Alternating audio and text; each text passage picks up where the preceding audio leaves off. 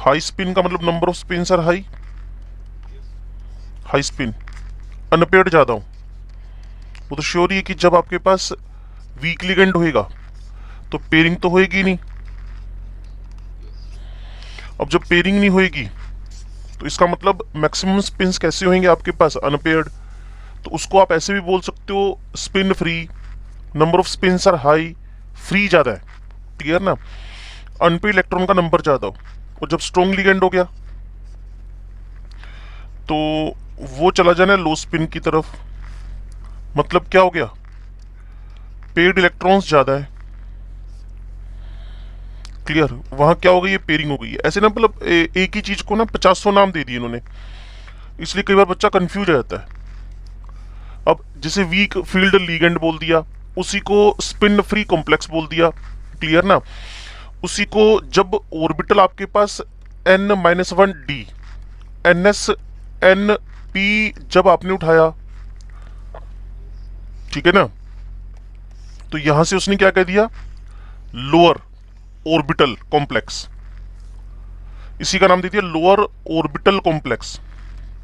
तीसरा नाम बोल रहा हूं, लोअर ऑर्बिटल कॉम्प्लेक्स, ठीक है ना। और जब आपने N S N P N D उठाया तो इसका नाम दे दिया हायर ऑर्बिटल कॉम्प्लेक्स। तो ऐसे कई सारे पंगे ले रखे हैं ना, नाम बदल बदल के। बोल बच्चे,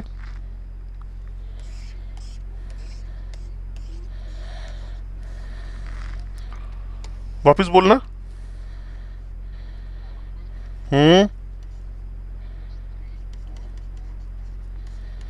हम्म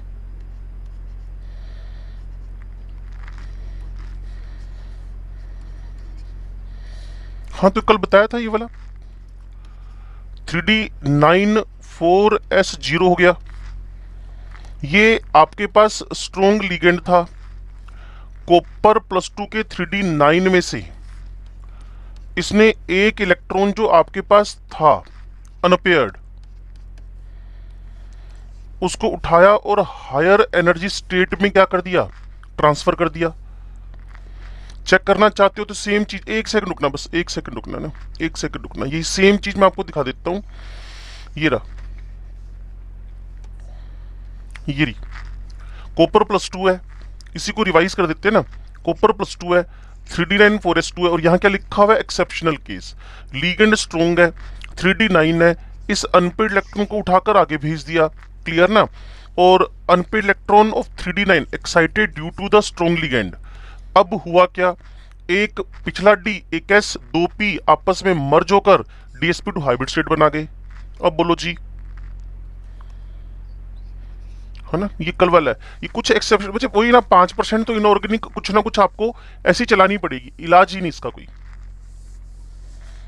कोई नहीं कोई नहीं, एक ऐसा क्वेश्चन भी है वो इसी कैटेगरी का है। 8:25 तो नहीं, 8:30 तो नहीं हो गए, 8:30 हुए अभी ना, एक सेकंड को कल होएगी, क्योंकि इसके बगैर तो फिर इलाज ही नहीं बनता कोई। कल तो डाउट क्लास 100% होएगी होएगी। वैसे मेरे पास इन्फॉर्मेशन नहीं है, मैं तो वैसे बोल रहा हूं कि पूरे चांस है। अब देखो ना बच्चे, जो 4.4 है ना, जो 4.4 है, इसका जो CuEn होल ट्वाइस +2 ये सेम है, इसकी नकल है, ये दोनों सेम है ये वाले। जो Cu अमोनिया 4 होएगा वही CuEn होल ट्वाइस +2 होएगा, सेम होंगे दोनों ये। मतलब ये एक्सेप्शनल है। जैसे ना कॉपर पे तुम लोगों ने 4 अमोनिया जोड़े,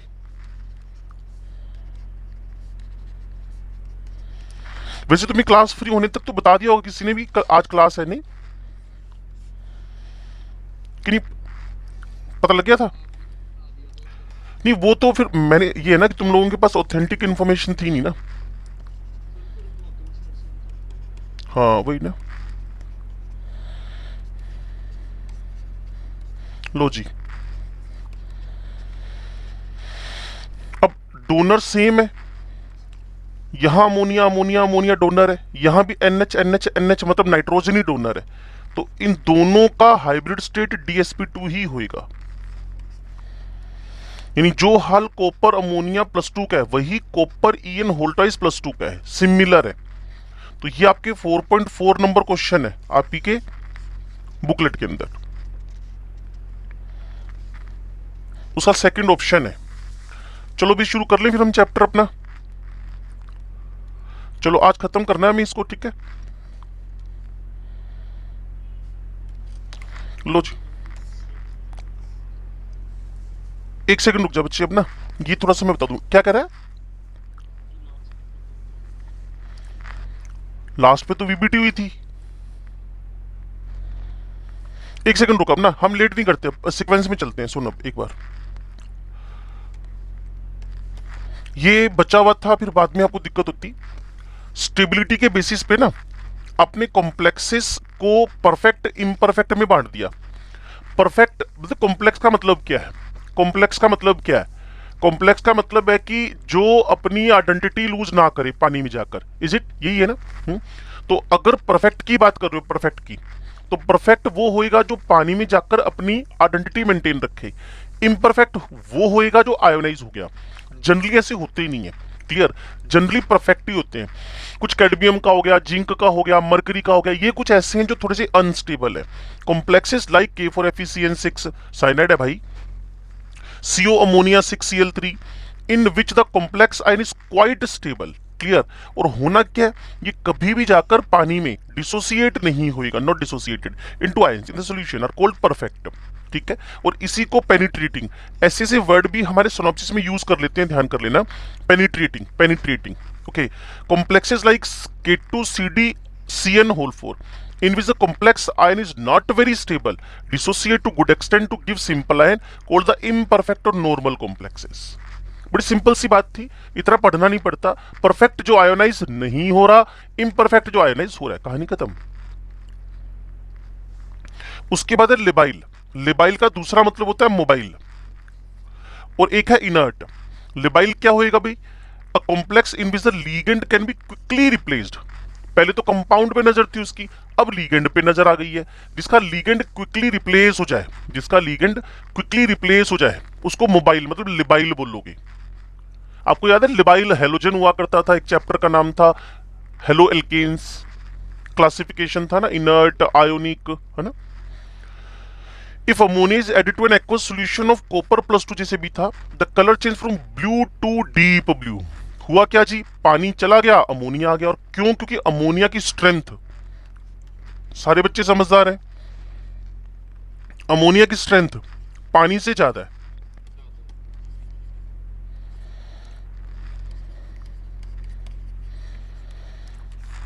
तो लिबाइल, इनर्ट, परफेक्ट, इम्परफेक्ट, ये एक्चुअल में टर्मिनोलॉजी के वर्ड्स थे, उठाकर पीछे रख दिए क्योंकि यूज कम हो रहे थे, क्लियर ना। तो एंड में आकर मैंने आपको ये बता दिए। अब हमारे पास in case of complexes in which replacement takes place very slowly और डजंट टेक्स प्लेस, तो उनको आपने क्या बोल दिया? Non labile. Non labile word अच्छा नहीं लग रहा तो क्या बोल दो? इनर्ट। तो आज के वर्ड्स थे लिबाइल, इनर्ट, जिसमें लीगेंड को रिप्लेस कर पाओ। लिबाइल, लिबाइल दिमाग में मोबाइल मतलब उसके लीगेंड मूव कर रहे हैं, ठीक है। और इसके बाद अगर तुम्हारे दिमाग में कॉम्प्लेक्स आयोनाइज हो गया तो इम्परफेक्ट, नहीं हुआ तो परफेक्ट।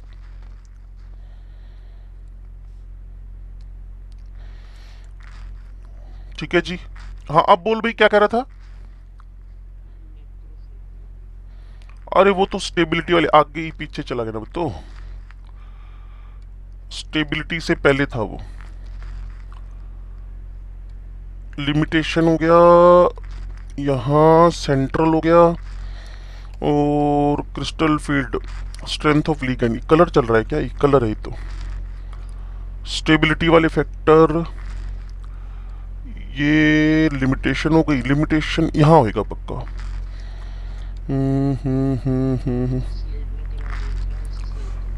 पढ़ा था? अच्छा ठीक है, मैंने ऊपर ले लिया था ना उसको। हाँ अब बोल भाई, क्या है प्रॉब्लम है इसमें? सिंपल, हीमोग्लोबिन में आयरन है। आयरन पे जब 4-4, 5-5, 6-6 आकर कोऑर्डिनेट बॉन्ड बनेंगे। मैक्रो का मतलब क्या होता है? वैसे सिंपल बात करो, मैक्रो लार्ज, बस ये सिंपल मतलब है। Large ring effect, large ring effect if ligand happens to be multidentate like EDTA, like porphyrin, clear, and cyclic without any steric effect. जब कोई स्टेरिक भीड़ तो हमेशा क्या जनरेट करेगी? अनस्टेबिलिटी। तो large ring, number of rings ज्यादा हो जाए, मल्टीडेंटेड लिगेंड हो तो स्टेबिलिटी बढ़ती है, इसको मैक्रोसाइक्लिक बोलते हो। हाँ, किलेशन में और इसमें फर्क क्या है? किलेशन में एक ही रिंग बने, लेकिन मैक्रो में नंबर ऑफ रिंग्स बढ़ जाएंगी, और विदाउट स्टेरिक हिंड्रेंस हो तो स्टेबिलिटी बढ़ जाएगी। चलो जी, अब एंडिंग की तरफ बढ़े, second last topic of this chapter. इससे पहले तो सारा वीबीटी कल 4-5 क्वेश्चन कहे थे, कर लिए थे क्या? सारी जनता ने कर लिए? चलो अच्छी बात है, क्योंकि ये सारे काम प्रेशराइज करके नहीं करवाए जा सकते, सेल्फ मोटिवेशन से होते हैं भाई। क्लियर। अब चलेगा हमारे पास importance of the coordination compounds in the analytic chemistry. ये तुम्हारी 12वीं क्लास का लेबोरेटरी का काम है, ये 12वीं क्लास की लेबोरेटरी का काम है, अगर आप मेरी बात को सुन समझ पा रहे हो तो। इसने क्या कहा मुझे, मैंने आपको बताया था ना, निकल डीएमजी, एक बार निकल डीएमजी। देखो, क्वालिटेटिव एनालिसिस, तो इसमें ये बात पढ़ने की नहीं है, पढ़ा मैं दूंगा लेकिन बता रहा हूं, सिंपल हेडिंग नोट करो, qualitative analysis, qualitative analysis. Clear. चलो इसको अब मैं हटा देता हूं, ये इसको पढ़ना मत, ये पढ़ना सीधा। टेस्ट ऑफ निकल +2 याद करो, अगर आपको याद आए, मैंने कहा था मेरी पूरे सिनॉप्सिस में कहीं भी मुझे बनाकर नहीं दे रखा क्या, निकल डीएमजी का स्ट्रक्चर। ये दूसरी बार बना रहा हूं भाई, पता लग जाए तो बहुत अच्छी बात है। और अब यहां स्टेबिलिटी की 2 वजहें हैं।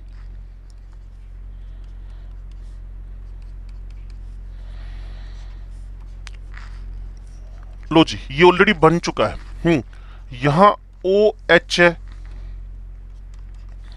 और यहां O- है, इन दोनों के बीच में हाइड्रोजन बॉन्डिंग हो गई। यहां O- है, यहां OH है, इन दोनों के बीच हाइड्रोजन बॉन्डिंग हो गई। तो इसकी स्टेबिलिटी की वजह 2 है, एक तो किलेशन है, पहले भी बताया हुआ ऑलरेडी, दूसरी बार रिवीजन कर दिया है। एक तो किलेशन और दूसरा हाइड्रोजन बॉन्डिंग है। एक बुक का क्वेश्चन है ये, nickel DMG whole twice is stabilised due to.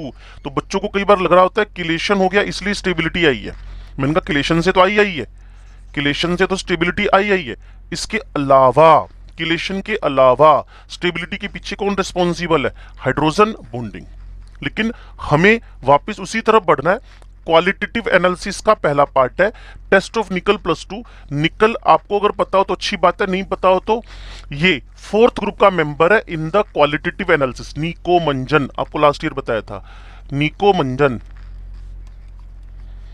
हो सकता है भूल गए हो सकता है याद हो, NiCO-MnZn, उसमें से निकल का टेस्ट करना है। तो निकल डीएमडी से बेसिक मीडियम में रिएक्ट करके रूबी रेड कलर का, पिंक कलर का या रोजी रेड कलर का, क्लियर,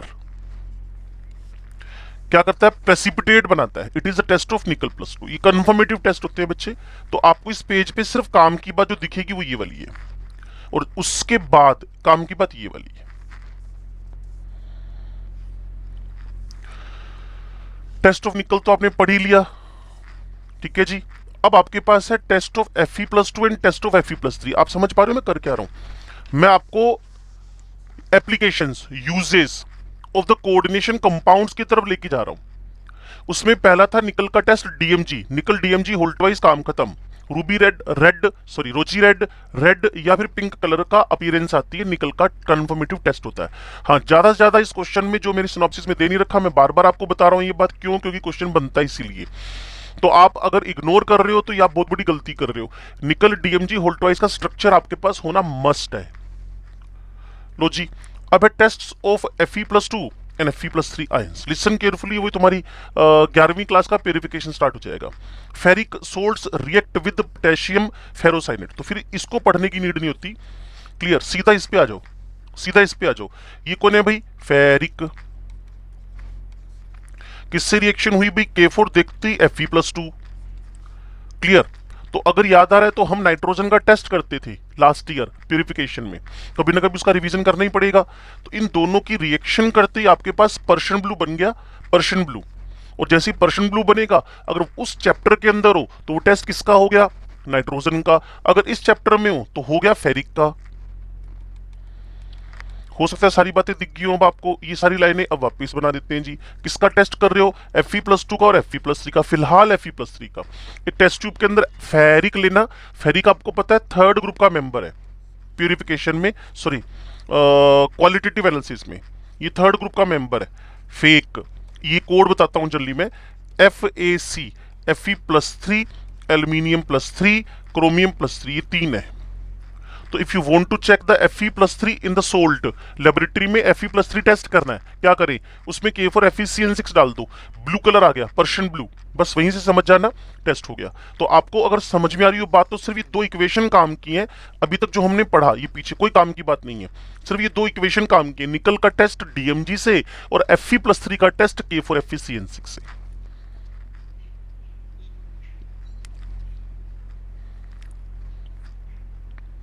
इसमें से क्या लिखना है, पहले लिखा नहीं, इसका मतलब है वेरी फर्स्ट डे लिख दिया था स्ट्रक्चर, वेरी फर्स्ट डे।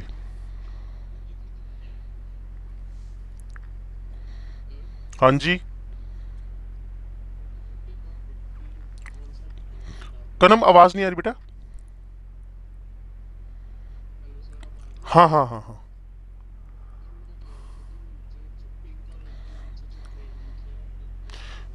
ये बच्चे फोर्थ ग्रुप के मेंबर्स हैं। क्वालिटेटिव एनालिसिस करने जाओगे ना लेबोरेटरी में, जब जनवरी फरवरी के अंदर प्रैक्टिकल होंगे जब, ठीक है, तो ये फोर्थ ग्रुप के मेंबर हैं, क्वालिटेटिव एनालिसिस का फोर्थ ग्रुप का मेंबर है ये। क्वालिटेटिव एनालिसिस का 0 ग्रुप है, फर्स्ट ग्रुप है, सेकंड ग्रुप है, थर्ड ग्रुप है, फोर्थ है। थर्ड के मेंबर में ये है फेक, FeAl क्रोमियम, और फोर्थ ग्रुप में निकोमंजन है, NiCO-MnZn। कई बार बिल्कुल ही फेल हो गए क्लास में जाकर ना, वहां लेबोरेटरी में टीचर ने पूछ लिया वाइवा वॉइस में, क्या पूछा, हाँ भाई बता क्वालिटेटिव एनालिसिस में थर्ड ग्रुप के मेंबर, तो इमीडिएटली याद आना चाहिए टीचर ने बताया था Fe एल्यूमिनियम क्रोमियम। अच्छा फोर्थ बता, फोर्थ मान लो एक क्वेश्चन उसका सही हो गया तो वो कहेगा यार इसने सही दे दिया आंसर, चलो चौथे की बता भी, तो बोला निकोमंजन, NiCO-MnZn। ठीक है ना। लो जी, ये सेम पर्शियन ब्लू की रिएक्शन वापस आ गई है। तो 2 रिएक्शन पे अभी तक पिछले 10 मिनट में काम हुआ है। अब ध्यान से सुनो, सिमिलरली सिमिलरली फेरस, अभी तक किसका था, फेरिक, अभी तक किसका था, फेरिक, ठीक है। रिएक्ट विद पोटेशियम फेरी, फेरी, अब देखो क्या किया पता है उसने, बाहर 2 है अंदर 3 ले लिया। वापस फर्क समझ में आ रहा है, बाहर 3 था अंदर 2 था। मैं कह रहा हूं जितना लिखा हुआ है 3 लाइनों में चेंज हो जाएगा पुत्र, जितना मैं बता रहा हूं ज्यादा इस पे बोदर मत करना, मैं बार बार बोलूंगा तो उससे तैयारी हो जाएगी आपकी। निकल DMG से रेड, रोजी रेड पिंक कलर आ रहा है, Fe+3 और Fe+2 का टेस्ट कर रहे हैं, बाहर 3 अंदर 2। अब क्या है, बाहर 2 तो अंदर क्या ले लिया, 3।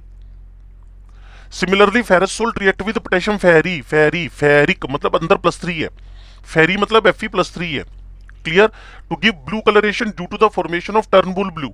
In this reaction, first ferrous, ferrous मतलब Fe+2 oxidized to ferric, ये देखो clear, by the ferricyanide. अब हुआ पता है क्या, इन दोनों के बीच में एक रेडॉक्स रिएक्शन हुई,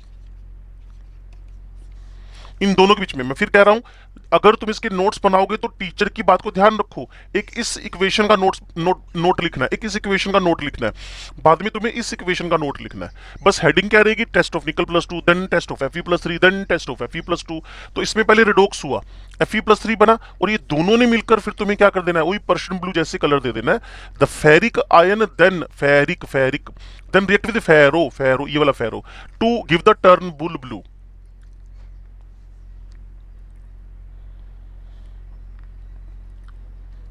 ठीक है भाई, ये देखो वापस वहीं आ गए।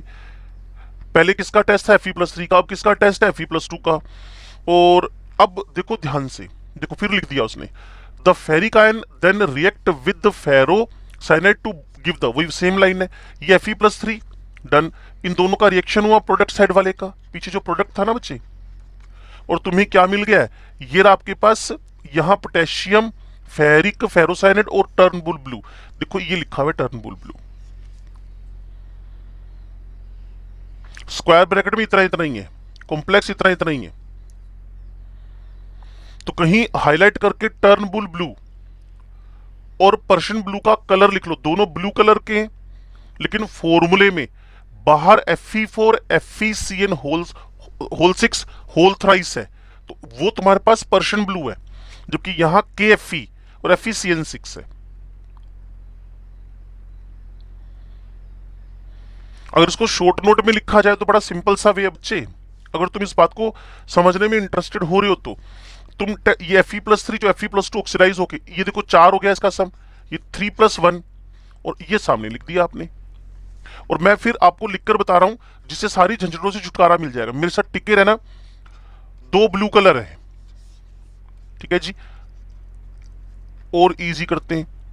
यहां लिखा है FeCN होल 6 -4, यहां भी लिखा है Fe। इसके बाद हो सकता है तुम्हें मोक्ष प्राप्ति हो जाए बातों में। लो जी, यहां लिख दिया गया Fe+3, तो इस 3 को यहां भेज दो, इस 4 को यहां, ये पर्शियन ब्लू है। और इस पूरे को न्यूट्रलाइज करने के लिए Fe+3 और K है। अब शायद समझ जाओ कि पहले वाला पर्शियन ब्लू है और बाद वाला टर्नबुल ब्लू है। अब तो क्लियर होगी बात। अब पहले इसको क्या मानते थे क्या नहीं करते थे उससे तुम्हें क्या मतलब है यार। जिसने earlier the composition of, earlier the composition, ये कोई क्वेश्चन थोड़ी पूछता है कि पुराने टाइम पे। अब कोई हिस्ट्री का पेपर थोड़ी देने जा रहे हो। पहले टर्नबुल ब्लू को क्या लिखते थे उससे तुम्हें क्या मतलब है। तुम्हें अभी के टर्नबुल ब्लू का फॉर्मूला क्या है, कहानी खत्म।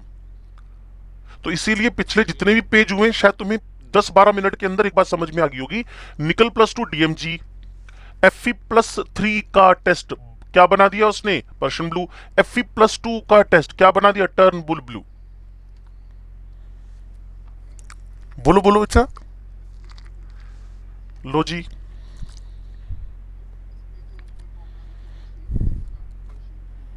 नहीं नहीं, वो तो एक्चुअल में पता ही क्या किया उसने, जब उसने लिखा ना, तो अब जब मैंने इसी बात को लिखा था ना, आपके पास ये कौन है ब्लू, मैं अगर इसमें से सारी चीजों को यहां से हटा दूं तो तुम्हें इमीडिएटली बात समझ में आ जाएगी कि हमें लेना क्या। अब देखो फिर वापस 2 मिनट लगा रहा हूं। ये मैंने ब्लू लिखा, कोई चेंज नहीं करूंगा, जो पहले लिखा था वही वापस लिखूंगा।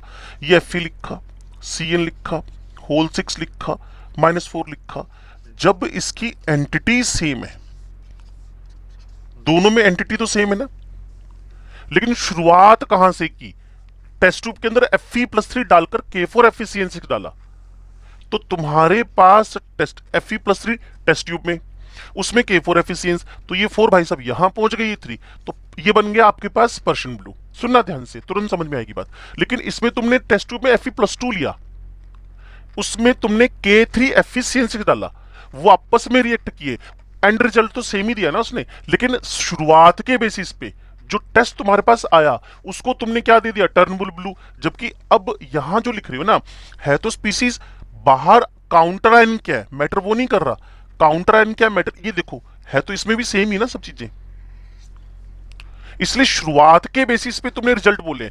इनिशियली अगर Fe+3 है तो पर्शियन ब्लू बना, अगर तुम्हारे पास इनिशियली Fe+2 है तो तुम टर्नबुल ब्लू बोल रहे हो। स्टार्ट कहां से किया है वो मैटर कर रहा है।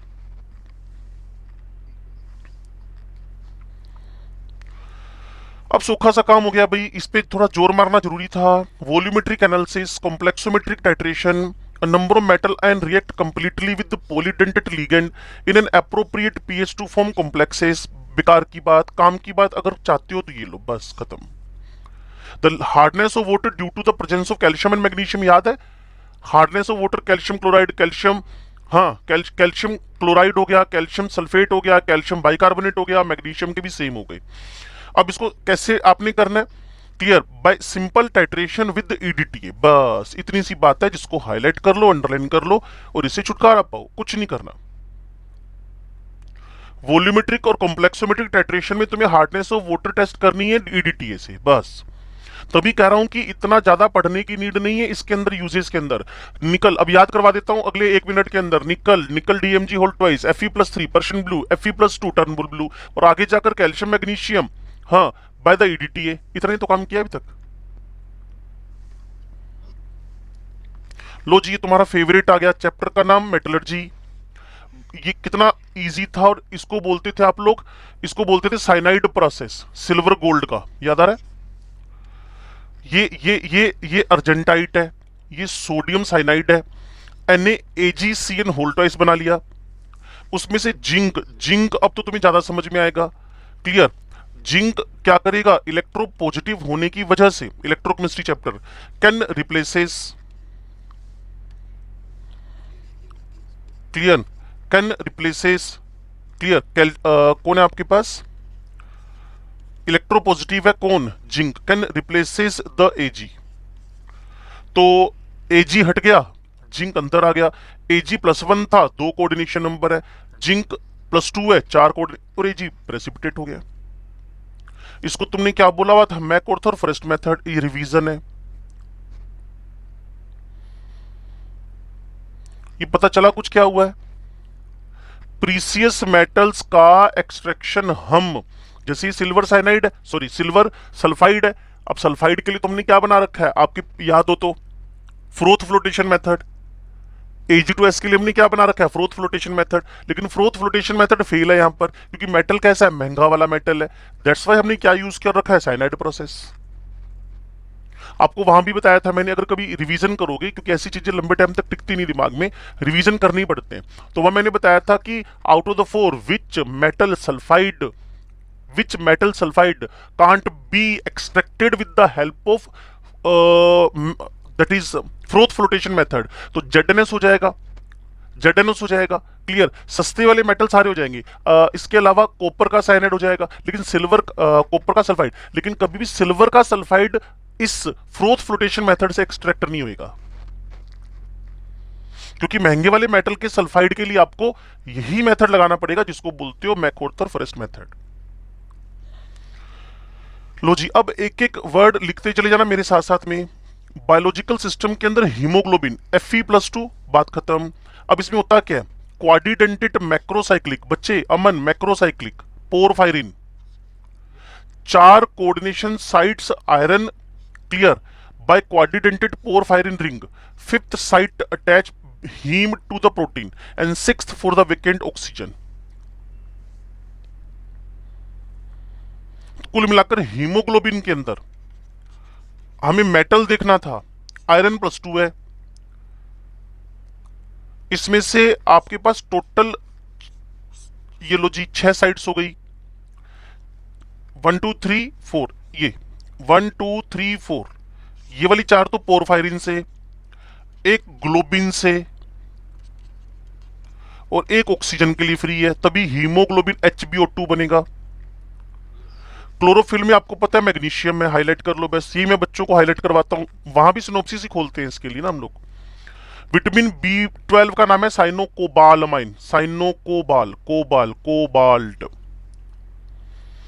ठीक है जी, कोबाल्ट +1, इतना ही करना है और कुछ करना ही नहीं है। एंजाइम्स है जैसे carboxy peptidase A and carbonic anhydrase, हो सकता है आप मेरे से ज्यादा जानते हो इनके बारे में, एंजाइम्स के बारे में। Carboxypeptidase A and carbonic anhydrase, catalyst of biological system, clear है। इनमें क्या होता है, जिंक, तो पीछे ले जाता हूं मैं इसको एक बार, इनकी बात चलेगी तो जिंक है, इनकी बात चलेगी तो कोबाल्ट +1 है, ऊपर यहां क्लोरोफिल में मैग्नीशियम है, ऊपर आयरन था +2 में। बोलो जी बोलो, चलो टेकलिस्ट की बात करें, ये इंपॉर्टेंट वाला पार्ट आ गया, पेपर में क्वेश्चन मिलेंगे आपको, इस पर पेपर में क्वेश्चन मिलेंगे। Coordination compounds are used as catalyst for many industrial processes, rhodium का कॉम्प्लेक्स है जिसको विल्किंसन कैटलिस्ट बोलते हो, पेपर में सीधा पूछा होता है।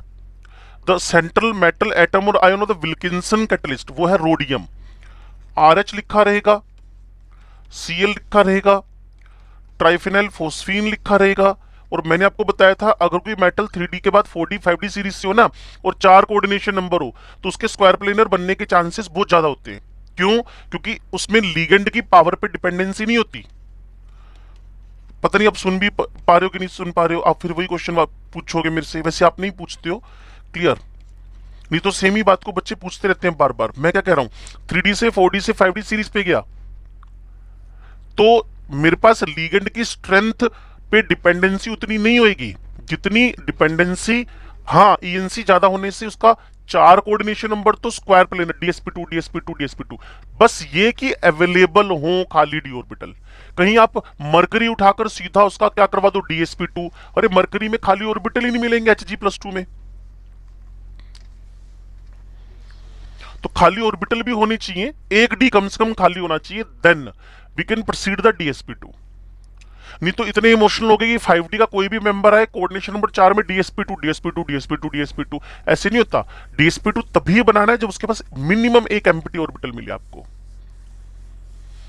और प्लेटिनम तक मिल जाता है, निकल 28 उसके नीचे, फिर उसके बाद 29 30 इधर से आपके पास जो सिल्वर है और गोल्ड है वहां जनरली मिलते नहीं आपको, empty 1 empty D orbital.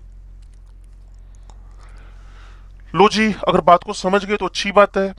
Photography ये पहले डी ब्लॉक में सिलेबस में होता था, एनसीईआरटी में, अब हटा दिया वहां से।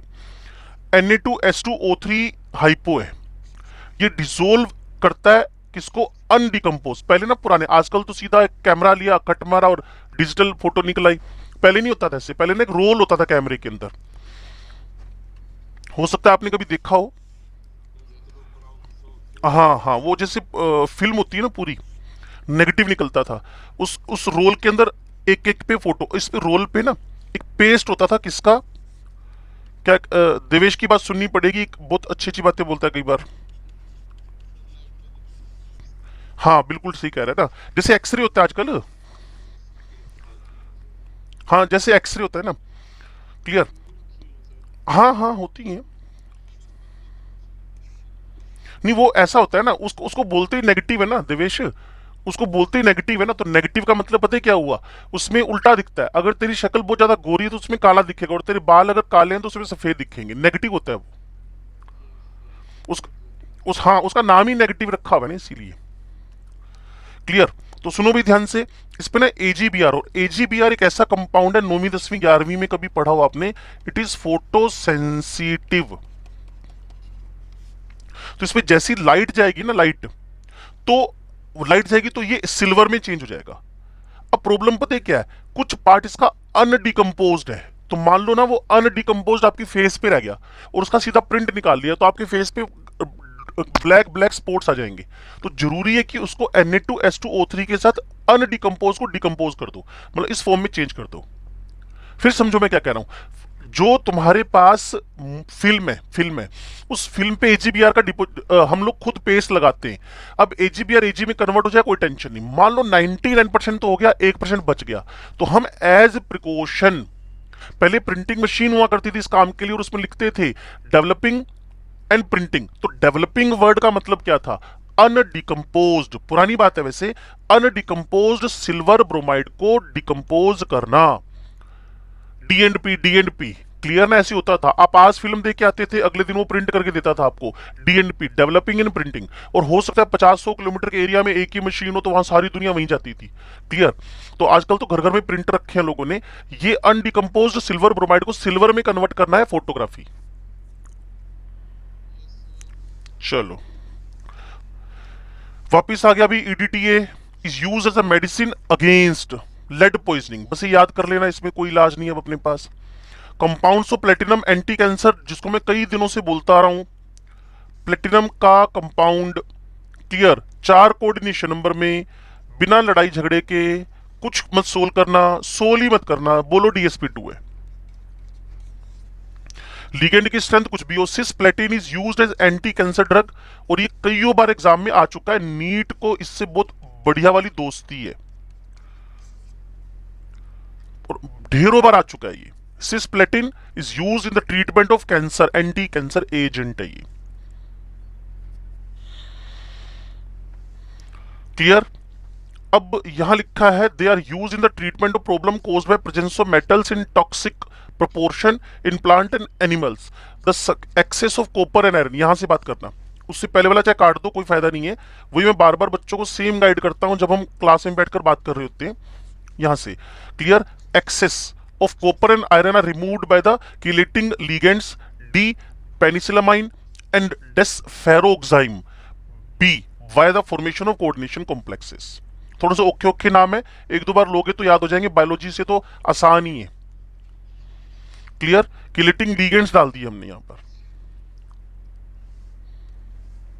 इलेक्ट्रोप्लेटिंग तुम्हारा वही पीछे नहीं किया था अभी हम लोगों ने, सिल्वर हटाया था जिंक की हेल्प से, तो होएगा क्या, articles can be electroplated with silver and gold much more smoothly and evenly from solution of complex. अभी थोड़ी देर पहले ही तो बना था, सिल्वर ट्वाइस माइनस जिंक, कुछ याद आ रहा है तो अच्छी बात है, जिंक Cn होल 4 -2 और सिल्वर भाई साहब बाहर हो गए। तो ये वो जो आपका आर्टिकल था ना, उस पे इसकी प्लेटिंग हो गई, सिल्वर बाहर निकल प्लेटिंग हो गई।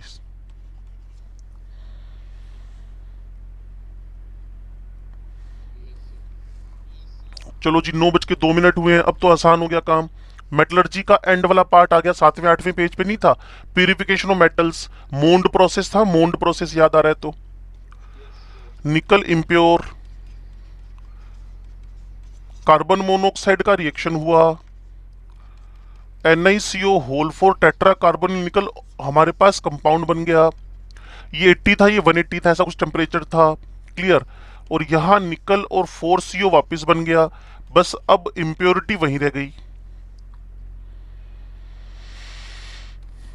ये तो पुराना है, ये भी याद हो गया होगा। Softening of hard water, lanthanide actinide का separation, detection of some metal ion in the qualitative analysis, वो पीछे कर ही रहे थे हम। निकल मैग्नीशियम कॉपर, इनका हम क्या कर रहे थे पीछे, एस्टिमेशन। निकल का किया ही था थोड़ी देर पहले अभी DMG के साथ। फिर है सोडियम नाइट्रोप्रोसाइड, ये पी ब्लॉक में फिर आ रहा है भाई। Sodium nitroprusside is used for detection of sulphur in organic compounds. Clear है?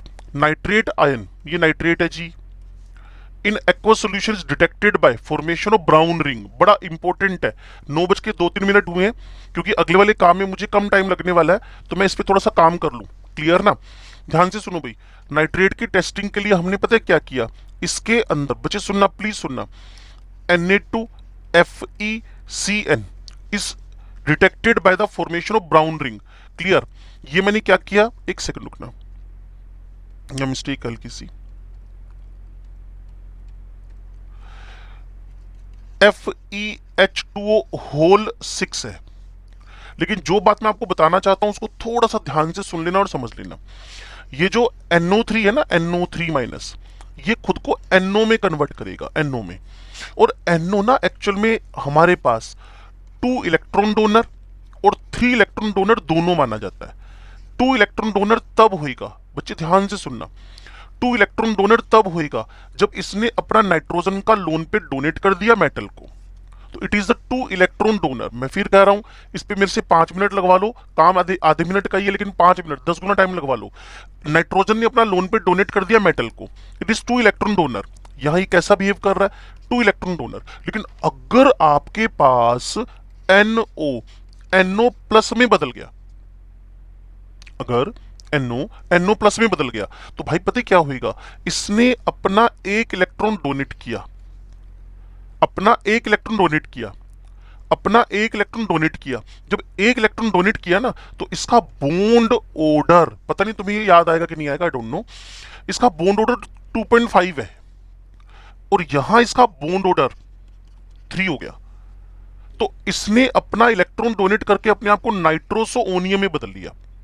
तो यहां ना 1 इलेक्ट्रॉन तो इसने डोनेट किया, 1 इलेक्ट्रॉन तो इसने डोनेट किया, 1 इलेक्ट्रॉन तो इसने डोनेट किया NO प्लस बनने में, 1 इलेक्ट्रॉन, और बाकी इसने अपनी तरफ से कोडेड बॉन्ड बनाया। जब NO प्लस में बदला तो 1 इलेक्ट्रॉन तो ये हो गया, और दूसरा इसने क्या बनाया, कोऑर्डिनेट बॉन्ड, तो 2 इलेक्ट्रॉन ये हो गए। तब उसको हमने क्या बोलना शुरू कर दिया, 3 इलेक्ट्रॉन डोनर। तो NO 2 तरीके से काम कर सकता है, 2 इलेक्ट्रॉन डोनर के तरीके से भी और 3 इलेक्ट्रॉन डोनर के तरीके से भी काम कर सकता है। और हुआ पता क्या, उसने क्या कहा है, ध्यान से सुनना, NO3 ion in aqueous solution is detected by formation of brown ring. Brown ring तुम्हारे लेबोरेटरी में टेस्ट होता है बकायदा नाइट्रेट का, तो उसमें पता क्या है, Fe+2, ये पानी है, ये 5 है, ये NO है, क्लियर, और यहाँ सल्फेट है। तो बच्चे को लगता है ये Fe ना +2 है, लेकिन एग्जैक्टली Fe +2 है ही नहीं।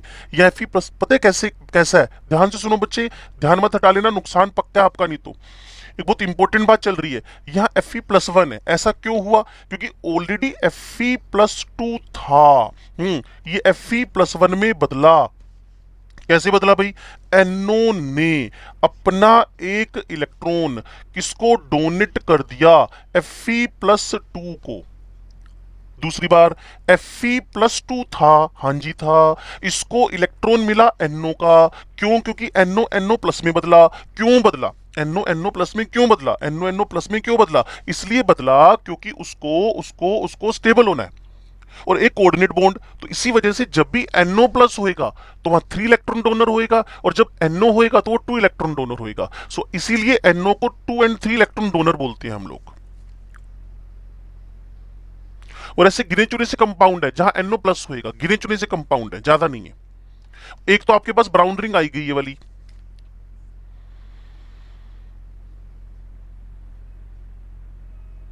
बोलो भाई। चलो जी, अब OMCs आ रहे हैं, organometallic compounds. Listen carefully, is very simple and easy topic. Organometallic compounds का मतलब क्या हुआ? मेटल और कार्बन के अंदर डायरेक्ट लिंक, ये इसकी डेफिनेशन है। पढ़ के बता देता हूं भाई, मैंने तो आपको शॉर्ट बना के दे दिया। क्या कह रहा है? These are the compound which contain at least 1 carbon metal bond, ये तो लिखा है मैंने यहां पर, clear, in which carbon atom is bonded to metalloid like boron, silicon, arsenic. Clear, metal के साथ साथ में मेटलोइड भी हो सकता है, नॉन मेटल नहीं होएगा, कहने का मतलब ये है।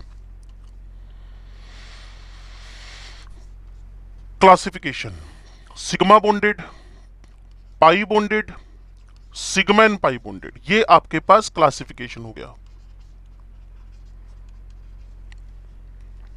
ये आपके पास क्लासिफिकेशन हो गया।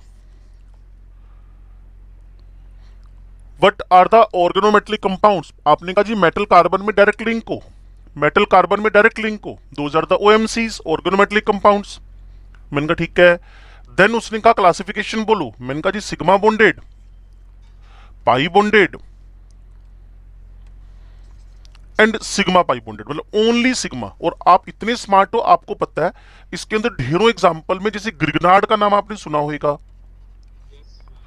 तो मेटल में और कार्बन में डायरेक्ट लिंक है, सिग्मा बॉन्डेड। ऐसे आपने डाइएल्काइल जिंक सुना होगा, हो सकता है आप इसका नाम भी जानते हो, Frankland reagent. Dialkyl zinc, Frankland reagent, यार कार्बन में और जिंक में डायरेक्ट लिंक है, सिग्मा बॉन्डेड। ऐसी तुम्हारे पास अगर एंटी नोकिंग एजेंट याद आ जाए, टेट्रा इथाइल लेड, या मेटल में और कार्बन में डायरेक्ट लिंक है, तो बोल दूं इस बात को, समझ तो गए होगे। मैंने कहा था कोई 10-12 मिनट का टॉपिक भी नहीं है। In these compounds metal and carbon atoms are joined by sigma bond, Grignard, Frankland, tetraethyl lead. Clear, ये आपके पास है di aluminium hexamethyl, hexamethyl di aluminium बोल सकते हो। लेकिन अब ना कितनी अजीब सी बात कर रहा है, कहते जी BOCH3 होल थ्राइस OMC नहीं है। मैंने कहा वो तो मुझे भी पता है ना, क्यों? क्योंकि B के साथ O का बॉन्ड बना है। ये अजीब सी बात नहीं लग रही आपको कि BOH whole thrice is not the OMC? तो पता ही है भाई, B के साथ किसका बॉन्ड बना हुआ है? O का, तो OMC हो ही नहीं सकता ये। चलो जी, अब एक कंपाउंड्स लाइक कार्बाइड्स, ध्यान से सुनना भी, calcium carbide, cyanides, calcium cyanide. कोई बोल रहा है बच्चे मेरे को एक्सक्यूज मी सुना है?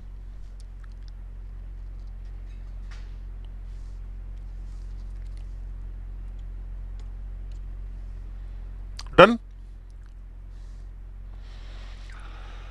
Calcium carbide, calcium cyanide, calcium carbonate, ये कोई भी OMC नहीं है भाई। इसमें क्या हो गया मेरे भाई? ये आयोनिक हैं, इनके बीच में बॉन्ड नहीं बना हुआ,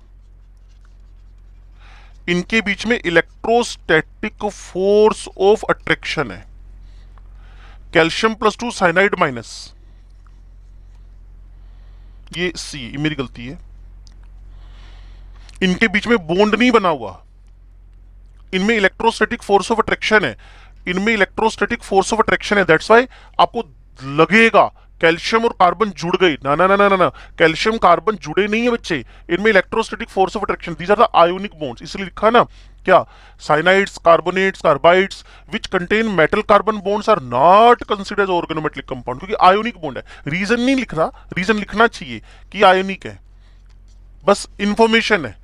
और इनऑर्गेनिक की सबसे बड़ी प्रॉब्लम है इंफॉर्मेशन दे दो छुटकारा पाओ, ना ना, इंफॉर्मेशन को मैक्सिमम समझाने की कोशिश करो। ये इंफॉर्मेशन को मैंने समझाया, why the carbides, cyanides, carbonates are not considered as OMCs, reason because these are ionic and no direct link in between the carbon and metal.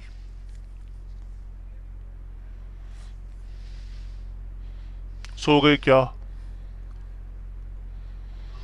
मुझे ना स्नोरिंग की आवाज आ रही है, खराटे कौन मार रहा है भाई? है भूमि? नहीं, अमन तो बोल रहा है, ये तो भूमि की आवाज लग रही है और वसुधा की आवाज लग रही है। नहीं, बिल्कुल नहीं। तो भूमि तो 100% कंफर्म हो चुकी है मतलब।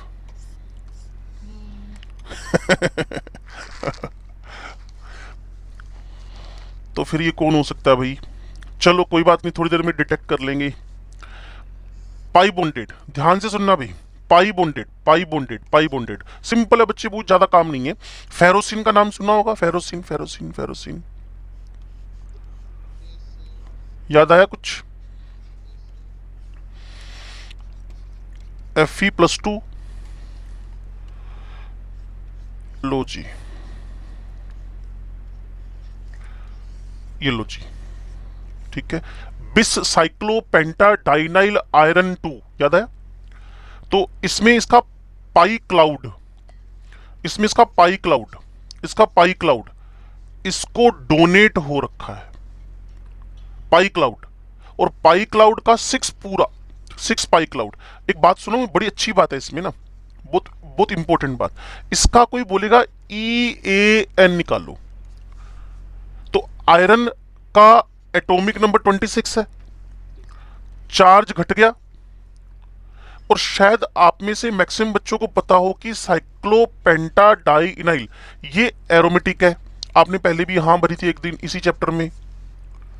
इसके पास 6 पाई इलेक्ट्रॉन्स हैं, तो पूरा 6 पाई क्लाउड इसको डोनेट हो रहा है, तो 2 इंटू क्या कर दिया 6, तो अब 24 प्लस 12 36। तो ये, हाँ ये नहीं नहीं, स्टेबिलिटी से पता चलती नहीं है, लेकिन कह सकते हो स्टेबल है बिकॉज ये EN ओबे कर रहा है।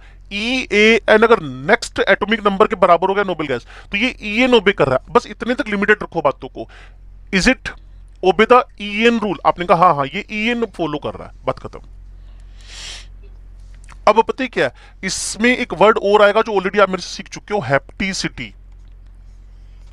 ये ईटा 5 है, ये सुन नो, क्लियर है?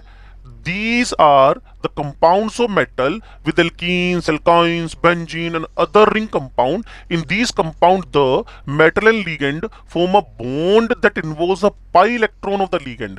3 common एग्जाम्पल्स, जिसे सोल्ट अभी आएगा, फेरोसिन बता दिया, डाइबेंजीन क्रोमियम अभी लिखवा देते हैं। ये लो जी, आपके पास है जीसे सोल्ट, ये भी बड़ा इंपॉर्टेंट है, पेपर में पूछा जाता है, क्लियर? ये इंपॉर्टेंट है नीट के लिए। और पूछता है जिसे सोल्ट का CMI कौन है, तो आपका आंसर है प्लेटिनम। और प्लेटिनम के साथ इथीन जुड़े, क्लोरीन जुड़े, अमोनिया जुड़े, चाहे साइनाइड जुड़े, मेरे भाई इसने होना ही क्या है, DsP2। प्लेटिनम के साथ कौन सा लीगेंड जुड़ा, मैटर ही नहीं कर रहा, because it is a member of 5D series, ठीक है। और अगर समझ में आ रहा हो तो ये ईटा 2 क्योंकि इथीन है, ईटा 5 जो भी बताया था, फेरोसिन में 5 कार्बन है, और ये ईटा 6 क्योंकि बेंजीन में 6 कार्बन है। Eta is the number of carbon atoms bound to the metal in the compound is called the hapticity और हेप्टिसिटी, एक ही वर्ड है। पीछे विल्किंसन आया था रोडियम का, जीसेस है प्लेटिनम का।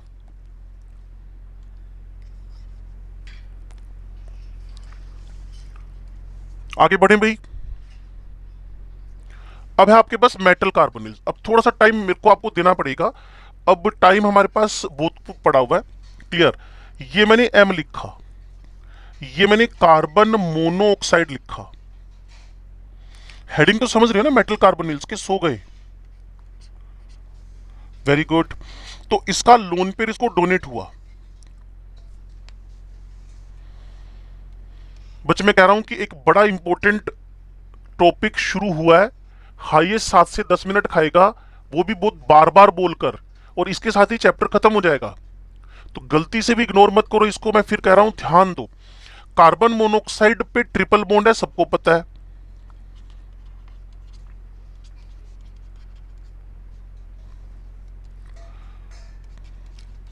इसके इलेक्ट्रॉन्स का सम 14 है, सबको पता है, ठीक है ना। और इसका लोन पेयर मेटल के एम्प्टी ऑर्बिटल को डोनेट हो गया, कोऑर्डिनेट बॉन्ड बन गया जो सिग्मा, ही सबको पता है। इतनी बात तो सबको पता है, ठीक है। अब मुझे carbon monoxide equivalent to nitrogen लगता है। अब ये क्या बोल रहे हो, नई बात नहीं, कुछ नहीं है, पूरा नहीं है। नाइट्रोजन भी 14 इलेक्ट्रॉन का है, कार्बन मोनोऑक्साइड भी 14 इलेक्ट्रॉन्स का है। अब जैसा सी नाइट्रोजन का है वैसा ही अप्रोक्सीमेट सीन, अप्रोक्सीमेट वर्ड जानबूझ के बोला मैंने, वैसा ही अप्रोक्सीमेट सीन कार्बन मोनोऑक्साइड का बनेगा।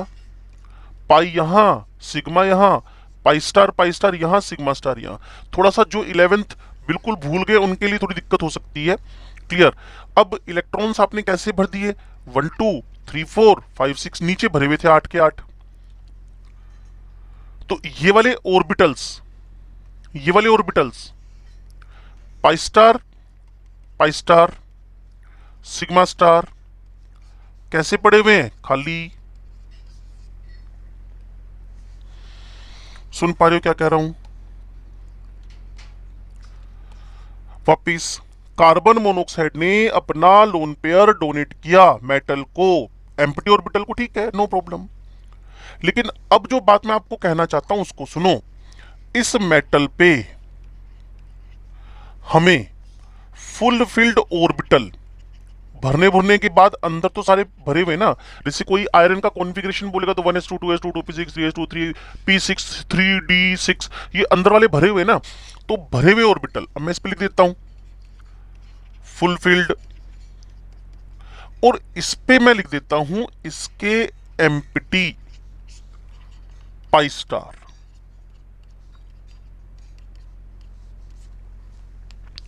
अगर समझ में आए तो अच्छी बात, नहीं तो चौथी बार बोल रहा हूं। कार्बन का लोन पेयर मेटल के एम्प्टी ऑर्बिटल को डोनेट हुआ, तो एज यूजुअल जिसको 8 दिन से पढ़ रहे हैं वो बॉन्ड बन गया, coordinate bond. But now fulfilled orbital of the metal is donated towards the empty pi star orbital of the carbon monoxide. तो एक सिग्मा के बाद अगला बॉन्ड कौन सा बन गया, पाई बॉन्ड। अब आप में से हो सकता है कुछ बच्चे समझ गए हो, वैसे ऐसा कुछ था नहीं जिसको ना समझा जाए, लेकिन समझ गए हो तो आपको दिख रहा होगा कार्बन की वैलेंसी 5 हो रही है। तो यहां आपको समझना क्या है, जितनी एमसी की स्ट्रेंथ ज्यादा होगी उतनी कार्बन मोनोऑक्साइड की स्ट्रेंथ कम हो जाएगी, क्योंकि इसको बैलेंस बना के रखना है अपने आउटर मोस्ट के इलेक्ट्रॉन्स का। अगर एमसी की स्ट्रेंथ बढ़ गई तो कार्बन मोनो ऑक्साइड के कार्बन ऑक्सीजन बॉन्ड की स्ट्रेंथ कम हो जानी है। और ये जो बॉन्ड बना ना बच्चे, अब सोचो हमने बुराइयां की थी सीएफटी की, सीएफटी ने क्या कहा, लिगेंड्स आर नेगेटिवली चार्ज्ड। हमने कहा नहीं तू गलती कर रहा है भाई, तेरे अकॉर्डिंगली कार्बन मोनोऑक्साइड तो पीछे पीछे होना चाहिए, तेरे अकॉर्डिंगली कार्बन मोनोऑक्साइड आगे आगे कैसे आ गया। तो उसका जवाब अवेलेबल हो गया हमारे पास, बिकॉज कार्बन मोनोऑक्साइड ने एक बॉन्ड नहीं बनाया, कार्बन मोनोऑक्साइड ने 2 बॉन्ड बनाए। कार्बन मोनोऑक्साइड ने एक बॉन्ड नहीं बनाया, कार्बन मोनोऑक्साइड ने 2 बॉन्ड बनाए। 5वीं बार बोल रहा हूं, 5वां रिवीजन वापस सुन लो। Carbon monoxide donates its lone pair towards the empty orbital of the CMI. कहानी खत्म, फॉर्मेशन ऑफ कोऑर्डिनेट बॉन्ड, एक टॉपिक हो गया। दूसरी बात, नाउ सीन बदलेगा। Now fulfilled orbital of the CMI donated towards the empty pi star orbital of the carbon monoxide, empty pi star orbitals of the carbon monoxide and forms the sigma के बाद कौन सा bond बनना है, pi bond. तीसरी बात, अगर mc bond की स्ट्रेंथ बढ़ गई तो co बॉन्ड की स्ट्रेंथ क्या हो जाएगी, घट जाएगी। अगर mc बॉन्ड की स्ट्रेंथ बढ़ गई तो co बॉन्ड की स्ट्रेंथ क्या हो जाएगी, घट जाएगी। और इसको हम लोगों ने एक नाम दिया, क्यों ये पावरफुल लीगेंड बन गया, इसको हमने नाम दिया सिनर्जिक बॉन्ड। हो सकता है सिनर्जिक बॉन्ड को आप समझते हो कि सिनर्जिक वर्ड का मतलब क्या होता है, नहीं पता तो मैं आपको बता देता हूं। सिनर्जिक बॉन्ड का मतलब होता है सेल्फ स्ट्रेंथनिंग बॉन्ड, खुद को ताकत देने वाला बॉन्ड। कार्बन मोनोऑक्साइड ने सिनर्जिक बॉन्ड का फॉर्मेशन किया है, इसको बोलते हैं खुद को ताकत देने वाला बॉन्ड, सिनर्जिक बॉन्ड। हो सकता है 5 बार में समझ में आ गया हो आप लोगों को, आई डोंट नो, लेकिन कोशिश पूरी मैंने की आपको समझाने की। Oxidation state of metal atom in these compounds is 0, पहली बात। कार्बोनिल्स में भी मोनोमेरिक ब्रिज्ड आगे दिख जाएगा आपको।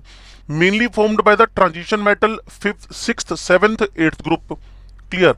और आगे मैंने बताया था ये ऑलवेज EN फॉलो करते हैं, ये अपनी तरफ से एक नया पॉइंट और लिख लेना, always obey the EN rule, always obey the EAN rule, ये हमेशा EN रूल ओबे करेंगे,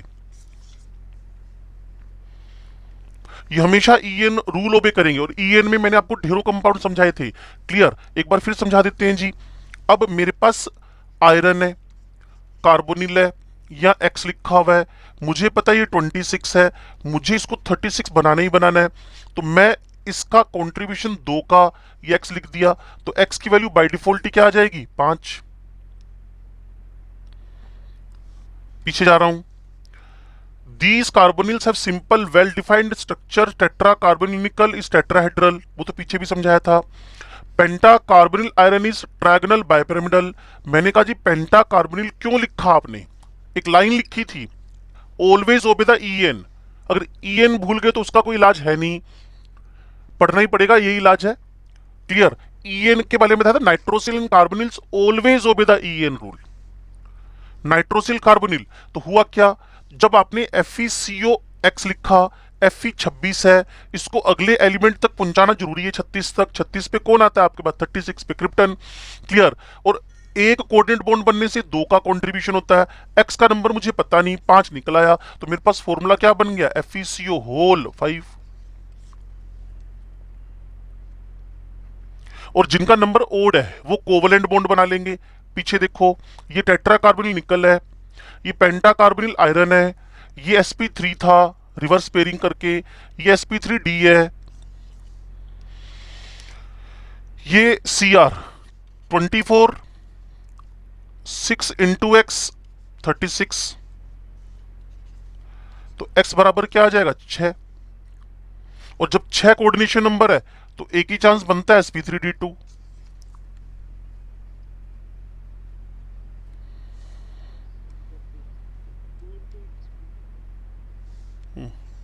मेरी गलती थी, मेरी गलती थी।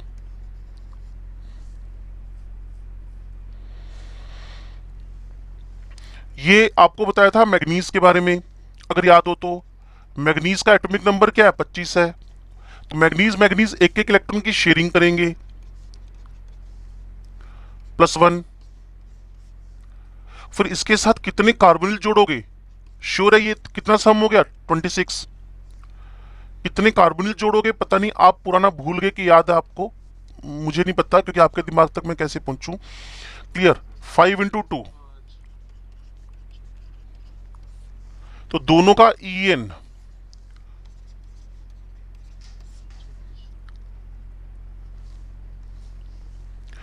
अब ये आपके पास है डाइकोबाल्ट ऑक्टा कार्बोनिल। इस पर भी एक क्वेश्चन आपको मिलेगा हमारे बुकलेट के अंदर, क्योंकि आज बुकलेट आपने कर लेनी और कर भी रहे होगे, रुके तो नहीं होगे, जैसे आप लोग अच्छे हो, है ना। कोबाल्ट कोबाल्ट में बॉन्डिंग हो रखी है, ये कोबाल्ट कोबाल्ट में बॉन्डिंग हो रखी है, ये आपके पास कार्बोनिल कार्बोनिल कार्बोनिल 3 लगे हुए हैं। अब यहां ब्रिजिंग हो गई है, देखो CO CO की, ये CO फिर इससे जुड़ा हुआ है, ये CO फिर इससे जुड़ा हुआ है, जैसे हम नहीं ब्रिजिंग नहीं तो ब्रिजिंग, मेटल मेटल के बीच में लीगेंड आ जाता था, वैसे ही मेटल मेटल है, कार्बोनिल कार्बोनिल, बाकी कॉमन लगे हुए। और वही इसके पास क्या हो गया, अगर थोड़ा सा भी दिमाग लगाओगे तो, सुनो भाई,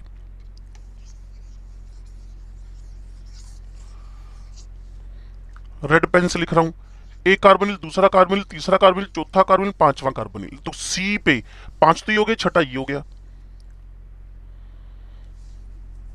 तो वही क्या हो गया sp3d2, ये भी क्या हो गया sp3d2। कोऑर्डिनेशन नंबर क्या है 6। ये मैं ऑलरेडी आपको बता चुका हूं कि होता क्या, इस पे क्वेश्चन कर लेते हैं, हमारे पास वो क्वेश्चन पीछे आ जाना है, ये रहा, ध्यान से सुनना भी, बाकी सारी बातें मैंने आपसे कर ली हैं। एमसी बॉन्ड की स्ट्रेंथ जितनी ज्यादा होगी, सीओ की स्ट्रेंथ उतनी कम हो जाएगी। थोड़ा टिक कर सुन लो, Mn+1, chromium 0, vanadium -1। Clear?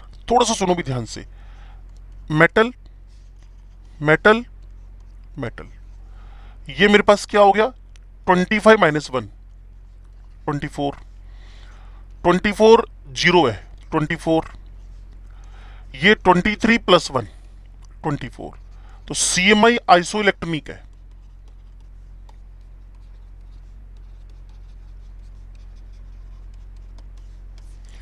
CMI iso electronic है, इसका CMI आइसो इलेक्ट्रॉनिक है, लेकिन CMI पे चार्ज देख रहे हो आप, +1 0 -1।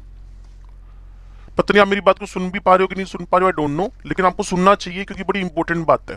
लिसन केयरफुली जो मैं बोल रहा हूं यहां पे, अगर आपके पास मेटल पे प्लस आ गया तो ये लीस्ट डोनर है, अगर जीरो आ गया तो कंपेरेटिवली गुड डोनर है प्लस के कंपेरिजन में, और ये बेस्ट डोनर है अगर माइनस आ गया।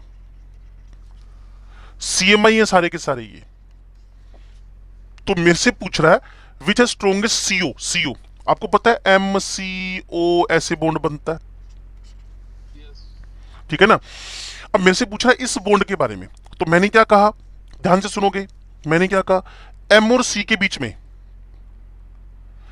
एनायन ने, M और C के बीच में इस एनायन ने अच्छा बॉन्ड बनाना है, और आपको पता है MC बॉन्ड की स्ट्रेंथ CO बॉन्ड की स्ट्रेंथ की इनवर्स होती है।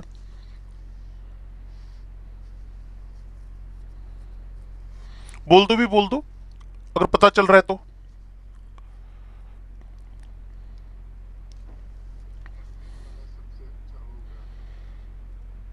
MN वाला CO बॉन्ड की स्ट्रेंथ, क्योंकि MC लीस्ट, ये लीस्ट डोनर है, MN के केस में लीस्ट डोनर है, तो इसकी स्ट्रेंथ क्या हो जाएगी, बढ़ जाएगी। समझ गए इस बात को आप लोग शायद। एज पीछे बोला भी था, ये तो रिवीजन चल रहा है, as positive charge on the CMI increases the metal shows lesser tendency to donate, ये लिखा ना least donor, its electron density to the anti bonding pi orbital of CO। फिर क्या हुआ, pi bonding from metal to carbon is weak, अगर ये week हो गया तो CO स्ट्रेंथ ज्यादा हो जाएगी।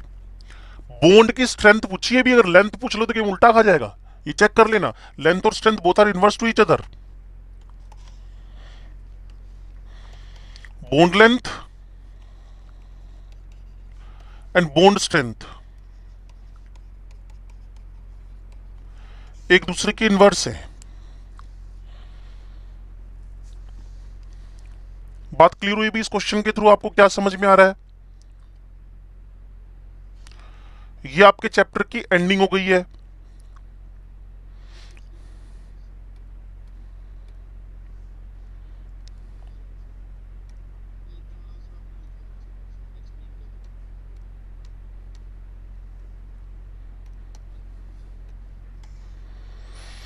ये तो सबसे बढ़िया वाली स्लाइड है, इसको सिनर्जिक बॉन्ड बोलते हैं।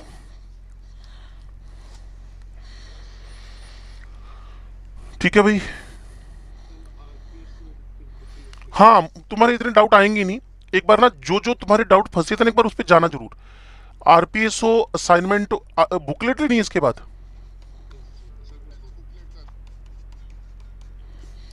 पहला नंबर किसका लगाना है,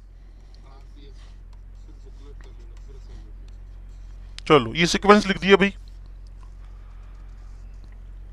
RPS booklet and assignment.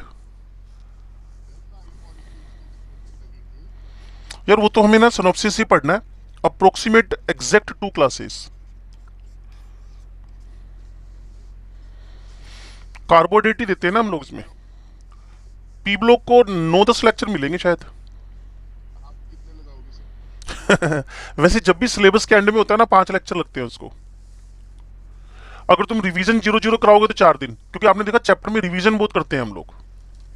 Yes sir. और आज की क्लास 15-20 मिनट की होनी थी, मैंने 4-4 5-5 बार रिवीजन मार दिए, तब लगा टाइम। रिवीजन में टाइम लगता है मेन तो। अब बोलते अगर सर रिवीजन वूजन नहीं करना, पढ़ाते चले जाओ बस लगातार। सर चलो भी आगे बढ़े।